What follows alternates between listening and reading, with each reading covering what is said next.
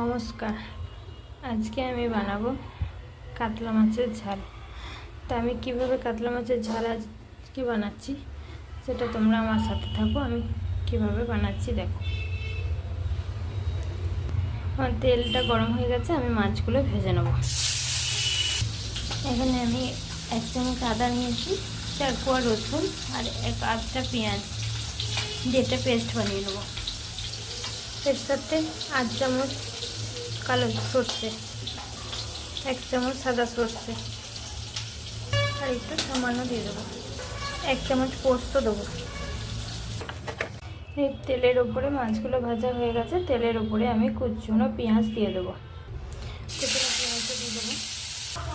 এর ওপরে টমেটো কুচি আর লঙ্কা কুচি করা রয়েছে সেটা দিয়ে দেবো। এতে যে পেস্ট সর্ষে, পোস্ত, সাদা সর্ষে, কালো সর্ষে, আদা, রসুন, পেঁয়াজ দিয়ে যে পেস্টটা বানিয়ে রেখেছি সেটা আমি এরপর দিয়ে দেবো। সর্ষেটা আমি বেশিক্ষণের জন্য ভাজবো না, কারণ সর্ষে বেশি ভাজলে তেতো হয়ে যায়, তাই এর উপরে জল দিয়ে দেবো। এর উপরে 1 চামচ নুন, হলুদ, একটু জিরে গুঁড়ি, এটা আমি কিছুক্ষণের জন্য ফুটতে দেবো। এরপর মাছগুলো ছেড়ে দেবো। এটার ওপর থেকে আমি এবার কিছুটা সর্ষের তেল দিয়ে দেবো। ঝালটা রেডি হয়ে গেছে। এর উপরে চেরা কাঁচা লঙ্কা, ধনেপাতা দিয়ে আমি একবার নামিয়ে নেব।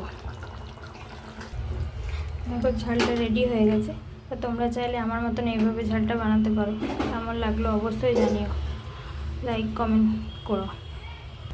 তো আমি ঝালটা এইভাবে বানালাম, কেমন লাগলো অবশ্যই জানিও। Okay bye, tata.